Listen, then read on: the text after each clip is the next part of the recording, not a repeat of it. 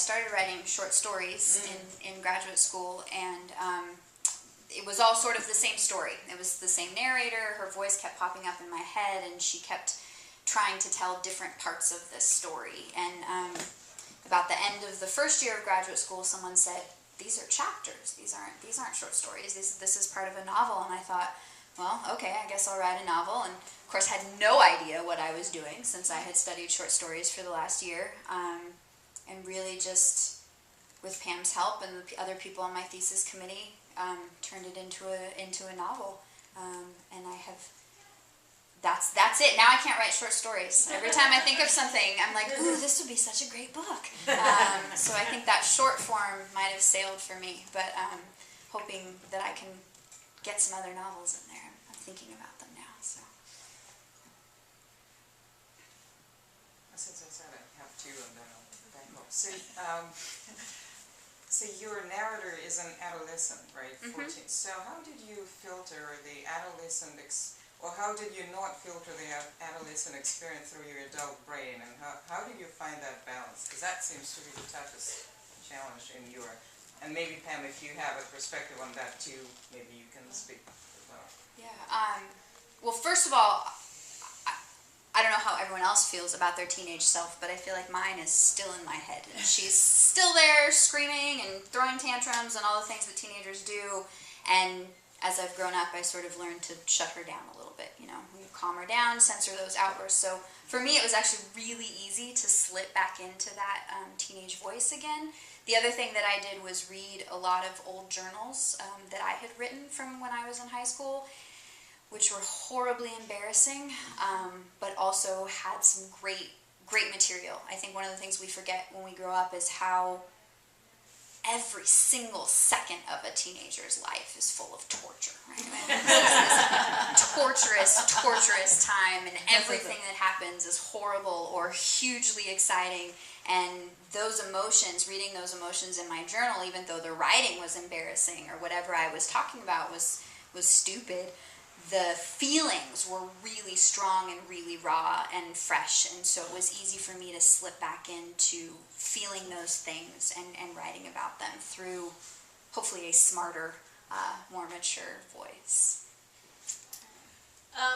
Yeah, I've never really written, well, I guess I did in Sighthound.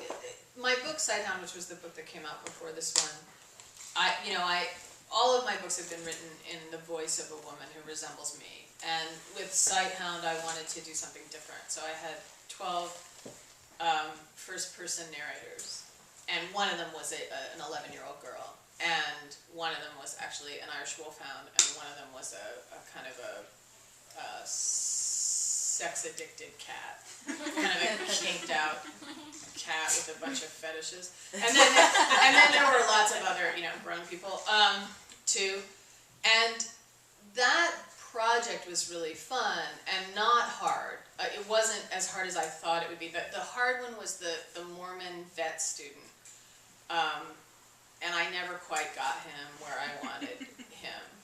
And for some reason, I just couldn't see inside his head that well. But everyone else in that book, including like a 35-year-old guy vet, and some people who have led different lives than me, I chose them to write about. I chose those characters because I thought I could understand them, like get in their head. And they're all based, very loosely on actual people, which is where all my work comes from. All my work is based very loosely on actual events. So they were people I knew, and then I thought, oh, I see. I can see what's working in his head. And I do think we have, a lot of beings in our head, or at least I do. That 11-year-old girl who had cancer was really easy for me to write from. I don't mean that I'm representing the actual girl, I just mean it was easy for me to dive into what it would be like to be 11 and be really super smart, but have your growth stunted from all the chemo, and have people talking to you like you don't understand what's going on. And that's what I really saw in this girl who I knew. So she was a pleasure to write from. It's fun to get out of your own head, and I think we do it with more or less success depending on how good we are at seeing into those other beings. And I chose well in Sighthound with the exception of that vet student, who I really liked. I couldn't get how he thought. And I made about 1 million attempts at it, and finally I just sort of cut his part down to almost nothing, because I wasn't getting him right, and I knew it. Yeah. At what point do you have that kind of aha about what the book's about in terms of the spiritual center of it? Is it before you start? Is it at the end? Is it sometime in the middle? Does it move? Having written only one book, for me, I think it was somewhere in the middle. I think there was a story that I wanted to tell. Like a lot of Pam's writing, my book is loosely based on my life too. The outline of the events actually happened to me. So in the beginning, I think I just wanted, it became my story at first. And then as I started writing it and the characters shift, people change, it becomes a novel. And at that point, when they were characters and when I knew what the story was, not what my story was anymore, but what this story was, it became easier for me to see where it was going and what that center was and sort of where it was heading. But definitely, I had no idea before I started. I think, for me at least, it took the writing. It definitely took the writing process to figure that out. I guess I would say, sometimes it takes a really long time, and sometimes for me, I'm working really hard to protect myself from that information because I'm afraid it will scare me. I mean, back to Sighthound again, people asked me for 6 years what that book was about, and I said it's about a dog. And they said, no, but what's it really about? I said, no, it's really about a dog. And I was really committed to saying that forever. And then the book was sitting in crates at the bookstores. It was a week before publication, and an LA Times reporter came up to spend a couple of days with me, and we sat down for coffee, and he said, what's your book about? I said, it's about faith. And it was as if I had been answering it that way all along. It was so clear to me that it was about faith, but I didn't let myself in on that till I had turned in the last draft, because I think it would have scared me. I think I would have thought, I don't know anything about faith. And this book was funny. While it was underway, I gave a reading from it at Davis, and there was a reviewer there from the Boston Review. I don't know how that works, but internetly somehow, I'm sure. But anyway, she posted a review of the book, of the reading of a thing that was still very much in progress. I'd probably only written half of it at that point. And in her review, I remember these words, and it said, in the end, it's a book about friendship. And I thought, in the end? Like, what in the end? What do you mean in the end? And, friendship is definitely one of the things this book is about. But I think, it's funny that you asked me that question, because I was just saying to Jen, I don't know if she told you, but in the car on the way down here, I was just saying about you. These is Susan and Jen, and they are both writers who study with me. And I was saying about you, I was saying, well, the best thing about Susan is she knows how to sit in the dark with the story for long enough for it to tell her what it is. I said those very words about you. So I think you know the answer to that question. I mean, you don't know the answer for me, but I think that's what you do. You sit in the dark with it for a long time until it tells you what it's about. And if you try to skip that step, that sitting in the dark, you're going to have a really mechanically, competent novel, that isn't anything except a series of problems solved, You don't want to force that center, right? You want to let it come to you. Other questions?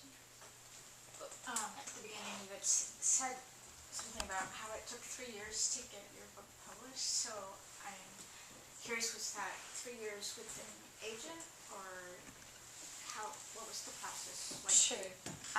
So after grad school, I had a decent draft done for my thesis, and then I didn't look at it for a year. I spent four months writing 160 pages, and I just couldn't deal with it. It go away. So after a year, I picked it up again and then worked on it really hard for another 6 months. I won the Maurice Prize at that point, and that was a big deal. That made a huge difference. That was really validating for me, and I continued to work on it for about 6 more months. And then I got an agent, and we worked for about a year, and then we sold it, and I worked for another 6 months with an editor. So revising. Every single step was more revision. So that was the process. It was a lot of work, and I was teaching, and obviously no one was paying me to write at that point, so I had to have real jobs. So I didn't actually have a lot of writing time. So it was on weekends or in between teaching jobs. Really did the best that I could to work on it and get it ready for publication. I think the biggest surprise is I was like, oh, I landed an agent. Awesome. And she said, oh, well, we've got this to do. And I was like, great, one thing. 3 months go by. Okay, now we need to do this. Okay, that's fine. 3 more months. Okay, now we need to work on these things. Like, you're serious? I'm tired of this book. But it takes time. You got to make it the best book you can before it gets out there. So it's a long process. Lucky for me, it wasn't 15. Sometimes you hear authors 15, 20 years. So I think 5 years actually doesn't sound bad. I have a question for you. Of all the things your agent wanted you to do, and then all the things your editor wanted you to do, what percentage of them now do you feel not that great about? Do you know what I'm asking? Yeah, I think a really small percent. I think I was really lucky. Maybe like 5%, something really small. I feel like my agent really got my book, so that was helpful, and my editor even more. The only thing my editor had me change was the ending, and she wanted a new ending, so I wrote a brand new ending for her, and I actually think it came out pretty good. So I feel like I was lucky in that sense. At the beginning, there were a few things. It's like, this is stupid. I don't like this idea, and so I would take my agent's suggestion. Agents, I don't know if you're agents are very good at figuring out what's not working, but they're horrible at telling you how to fix it. This is what I've discovered, at least my agent. And so she'd have these great moments where she'd say, this isn't working, or this could be more interesting, or this could be filled with more tension, and then she would suggest something totally off the wall as a recommendation. Let's have the sister break her arm in this scene. And I was like, where does that come from? So I figured out ways to address her concerns without actually using her ideas, and that was, I think that made it easier. Yeah. Which was actually a suggestion from Pam. She said if your agent suggests something, that was her sort of, you only have to listen, but if your editor suggests something, then you sort of have to do it. That was my advice from Pam, and I was like, okay, I can do that. So I'll ask my question. So both of you also spend time teaching as well. So how does teaching inform and inspire your own writing? I'll go first. I don't think it actually does inform it. I mean, people ask me that question a lot, and I think, no. And I think that's about who I am as a teacher. Like, when I'm teaching, I'm all about their writing. I'm really not about my writing. And, a teacher who gets a story and then runs home and goes, oh, that's a good idea. I think I'll write that, and I'll probably be able to publish it first because I'm already published. That's not right. So I don't actually think it informs my writing. For me, the relationship is really clear. I spend a lot of time teaching. I teach at Davis. I have more thesis defenses than any other teacher there, year in, year out. I teach in a low residency program at Pacific University. I teach at writers' conferences around the country. I have a group of 12 students, these are two privately that I work with. So I do a ton of teaching, probably too much, really. I got a sort of a workaholic thing going. But what I love about the teaching is that it makes me feel good about myself in a really simple way, in a way that writing doesn't at all. My relationship with writing is very dark and messed up, and it's bulimic kind of. Like I'm either doing too much of it or not enough of it. There's a million ways for me to feel bad about myself as a writer. And it's also very solipsistic, and it's extremely, it's just a strange self-obsessed way to spend your time being a writer, even if you're good at it. Now, you know, I'm really glad that like Toni Morrison spends her time that way. You know, I'm really, but it's hard to think that about yourself. So for me, the teaching is like, well, here's what I give to the world. You know, I'm good at teaching. I'm good at making a space for writers to, you know, to grow into their own voice and their own creativity. That feels like a really simply valuable thing I do. And, which is not to say I don't get love and kudos and endorphins from it. I do. But I mean, you know, it's a thing I give. It's the way I spend my time on behalf of other people's creativity. And then it makes it, you know, feel like a good deal that I get to go hole up and, you know, stare at my navel for 3 months or whatever and get some words on a page, and I can have my dark, complex feelings about those words, whereas I'm out there in the sun when I'm in the classroom. So. Pam's a great teacher, by the way. If you have not taken one of her workshops, I highly recommend it. I haven't actually been able to teach creative writing that much. Most of what I've been able to teach is a lot of composition classes, writing classes at the community college level. And the way that informs my writing is by telling me that I do not want to do that for the rest of my life. So I better keep writing so I don't have to. And now you know what a gerund is. Yes, I do. I know all kinds of grammar words now. Yes, I do. You do learn them when you're teaching. Not that it helps your students because they don't remember, but at least helps you write comments on their essays. I love teaching too. I'm hoping to be able to teach creative writing because that is really fun. In grad school, I was able to teach a couple of undergraduate fiction workshops, and that was the most fun teaching I've ever had in my life. It was fantastic, and it's a lot of fun. And I think for the same reasons, you get to help people get better at what they want to do, and you know, you get to see them grow and their creativity sort of bloom. And I think that that's great, and I would love to do more of that. If you know anyone who's looking for a creative writing teacher, I'm available. I'm curious to know, did you ever consider doing the book as an autobiographical type thing? As a memoir? Sure. That's a really good question. Yes, I sort of thought about it, but I feel like if you're writing a memoir, and Pam and I sort of have similar views on how nonfiction isn't really nonfiction. It doesn't actually exist because memory is fallible, right? You can't, there's no such thing as nonfiction completely.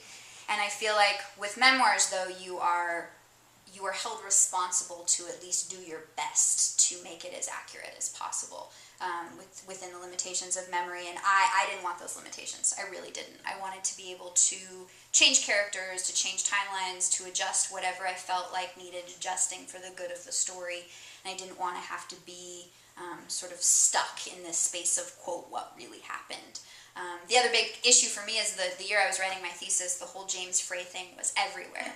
And I felt so bad for him because who cares? Who cares what you call a book? If you like the book, it doesn't matter. It shouldn't matter, in my opinion, what you call it. And I just thought, if I call this a memoir, I'm going to get skewered in the same way because I don't care enough to keep it real. So calling it fiction was a way to eliminate those limitations. And also there's a little bit of protection. I don't know if you feel like this too. People never really know exactly what's true and what's not, so there's a little bit of, you get a shelter from calling it fiction in the way that you wouldn't if it was a memoir. Yeah, I mean, I agree with all of those things. I was Jim Fry's first creative writing teacher. That's true. People think I'm only kidding when I say that, but I really was. He took Intro to Creative Writing from me, which, you know, I'm not going to take credit for the whole scandal, but I'm sure it was in there. And a few things. I mean, right now, you know, we're in an odd time where the pressure of the market is to publish a memoir. You know, Melanie and I would both sell a jillion more books if we had made these memoirs. It's just true. So that, in a way, that makes us virtuous, you know, for making this choice, because we didn't do it for the money, we did it for the art. And I mean, that's how I feel. You know, one of the reasons my book is called Contents May Have Shifted is because of of what we're talking about here. You know, contents may have shifted, and you know, there are some people that have changed in my, you know, in my books because I didn't want that shadow of their concern to be over the book. I mean, I didn't want the book to become about, for instance, there's a person in Sighthound who, you know, I was really scared of that person, you know, the real life equivalent of that person, and I changed things so radically that it's not even that person in this book. It's not. There's protection in a lot of ways for that. People say, "Oh, what are you hiding from people?" Well, I'm not hiding anything. I'll tell anybody on an airplane everything that ever happened to me. But I am, you know, I am protecting some other people by calling it fiction. Also, you know, I agree with Melanie that not only is memory fallible, language is fallible. You know, language can't represent. It just can't. That's why we're in love with it for our whole lives. We're in love with it forever because it will never quite mean. And so for me, like, if you can't hit the bell, like, why even get close? You know, and Tim O'Brien, you know, speaks as eloquently on the subject as anyone. If you ever heard him talk about fiction and nonfiction, but you know, the truth has many shades, and there's many kinds of truth, and you know, I believe I'm able to write a truer story if I'm able to shift the contents of it, an emotionally truer story. And Tim O'Brien's book, The Things They Carried, if you don't know it, you should. It's a marvelous book. That book, you know, Jim Fry was your book. For me, it was The Things They Carried, and that book had a tremendous impact on me, and it's why I chose to call my narrator Pam in this. Like, I could have called her, I was actually going to call her Melinda. And at the last minute, I was like, no, she's not Melinda. You know, she's Pam. She's that Pam. She's the other Pam. And that was a big conversation with my editor. But she went my way. So actually, it was more than that. I will tell the true story. I was like, we're gonna call her Melinda, and we're gonna make this really fiction, and then we sort of got brave and said, no, we're going to call her Pam and just take whatever abuse we get for it. And then I called her, like, sort of at the last minute, and I said, should I just go back? Should I just call her Melinda? And my editor said, she said, I think we want them to think that it's Pam and it's not Pam. And I felt so deeply understood in that moment. Like, honestly, I wept. I did. And so we went with Pam. And you know, to some people this doesn't matter at all. This is the kind of thing that, you know, writers like stay out, you know, don't sleep for 3 weeks over. To some people, like, it's like, oh, so what? Her name's Pam. Big deal. But it was a massive decision, and it's owed itself. It's sort of an homage to The Things They Carried, where Tim O'Brien's name was Tim in the book, among other things. It's also because I'm so interested in this conversation that we're having now, and John DeGatta and Jim Fry, and you know, there was a whole big thing on Facebook yesterday where I was being talked about in the third person as, am I doing a DeGatta or am I doing a reverse DeGatta? And it's really, it's sweet and interesting, and I do think, you know, imagining a world without genre distinctions is fun and heady, although of course that would have its own set of problems. But I just love, if you guys haven't seen this yet, sorry, the description in here, we unravel the story of Pam, in parentheses, a character not unlike the author. I love that line in here. I saw that and I laughed out loud.